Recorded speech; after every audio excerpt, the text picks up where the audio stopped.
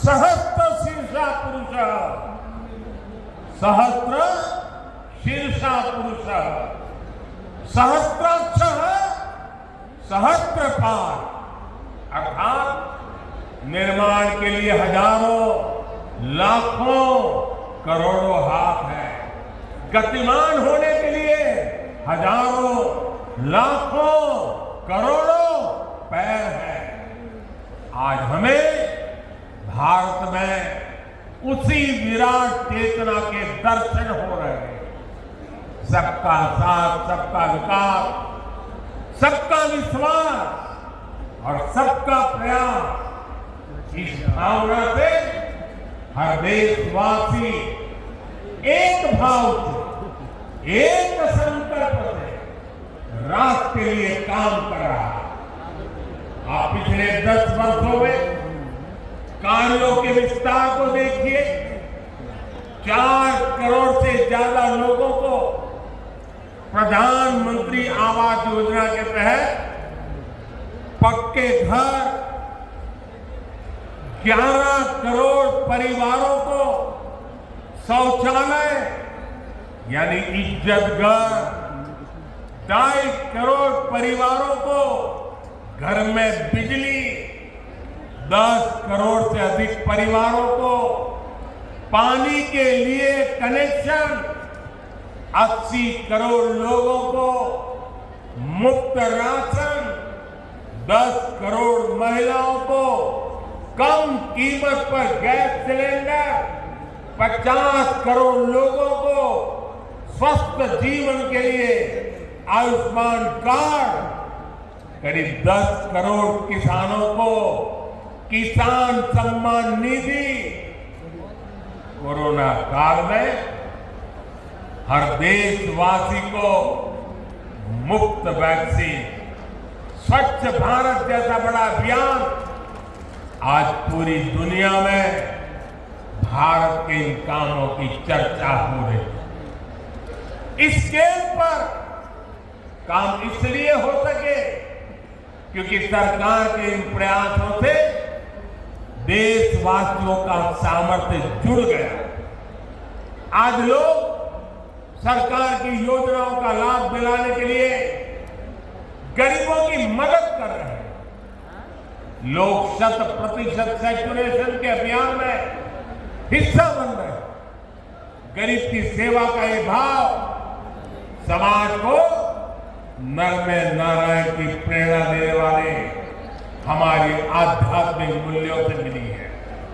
इसलिए देश में विकसित भारत का निर्माण और अपनी विरासत पर गर्व के पंच प्राणों का आह्वान किया।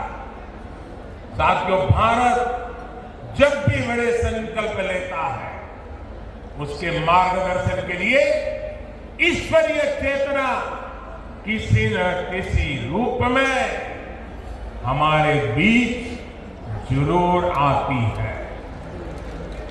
इसलिए गीता में भगवान श्री कृष्ण ने कहा, संभवामि युगे युगे, इतना बड़ा आश्वासन दे दिया।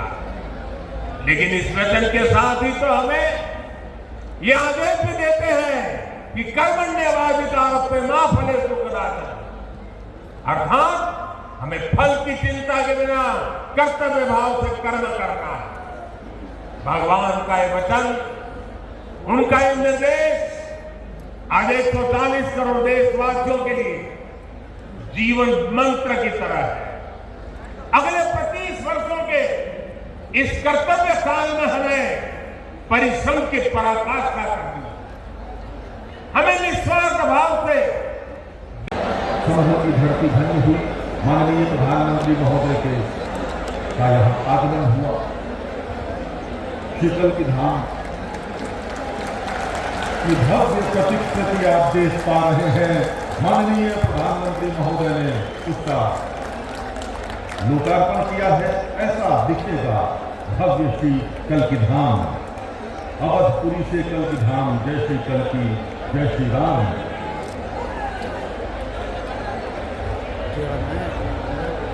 कितना ऊंचा मंदिर होगा, कितना भव्य होगा।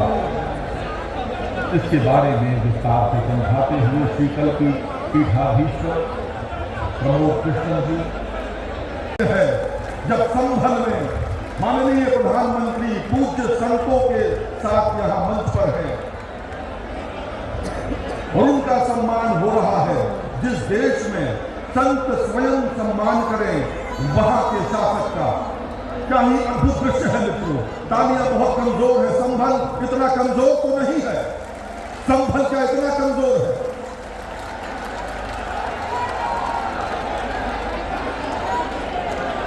और स्मृति चिन्ह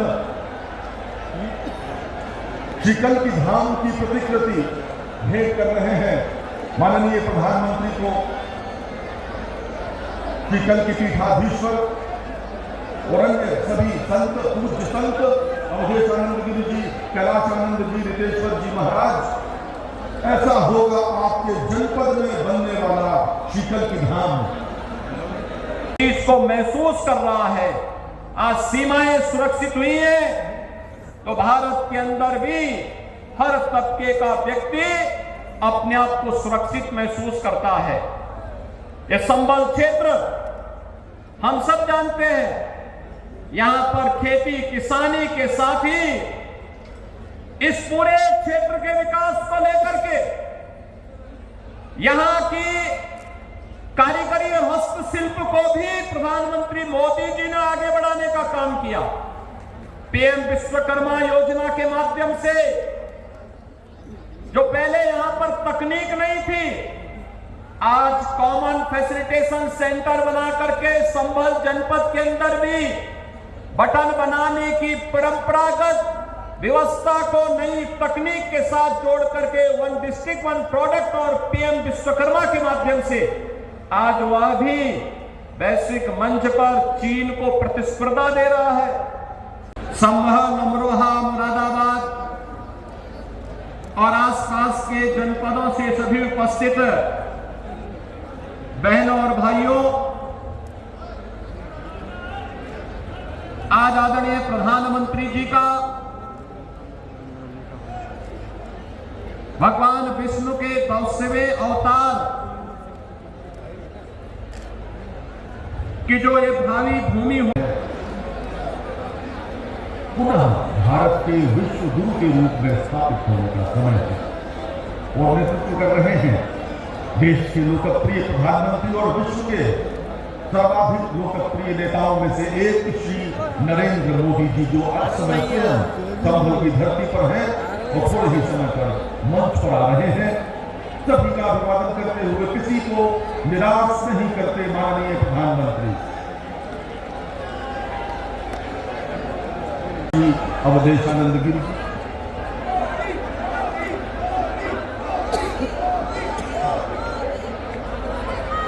पूज्यपाद श्री कैलाशानंद गिरी जी, सहज माननीय प्रधानमंत्री सहजता के साथ संवाद कर रहे हैं। आज का दिन उत्तर प्रदेश के लिए आध्यात्मिक और आर्थिक दृष्टि से महत्वपूर्ण है। सभी का अभिवादन कर रहे हैं भारत के यशस्वी प्रधानमंत्री माननीय श्री नरेंद्र मोदी जी। संभल में सभी संतों को प्रणाम करते हुए उपस्थित जन समुदाय का अभिवादन करते हुए, और सबसे पहले मैं अनुरोध करूंगा माननीय प्रधानमंत्री महोदय का आगमन उत्तर प्रदेश में हुआ।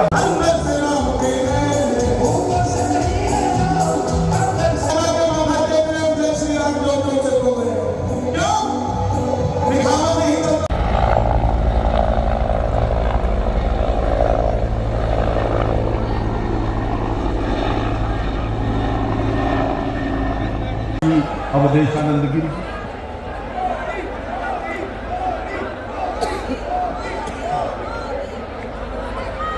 पूज्यपाद श्री कैलाशानंद गिरी जी, सहज माननीय प्रधानमंत्री सहजता के साथ संवाद कर रहे हैं। आज का दिन उत्तर प्रदेश के लिए आध्यात्मिक और आर्थिक दृष्टि से महत्वपूर्ण है। सभी का अभिवादन कर रहे हैं भारत के यशस्वी प्रधानमंत्री माननीय श्री नरेंद्र मोदी जी। संभल में सभी संतों को प्रणाम करते हुए उपस्थित जन समुदाय का अभिवादन करते हुए और सबसे पहले मैं अनुरोध करूंगा माननीय प्रधानमंत्री